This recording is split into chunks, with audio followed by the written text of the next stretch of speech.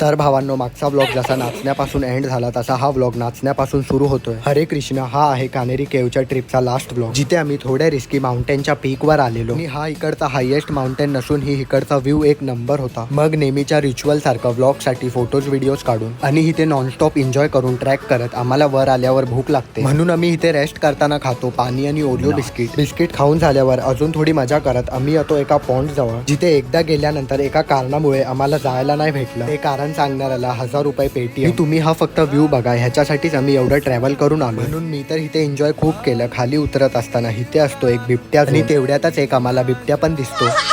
बाकी या ट्रिपचा ब्लॉग 12 मिनिटाचा होता, बट मी खूप एडिट करून ह्याला 3 पार्ट्स मध्ये कव्हर केलं. जर तुम्हाला हे ब्लॉग्स ही बोरिंग वाटत असतील तर तुम्ही मराठी बिग बॉसच बघा.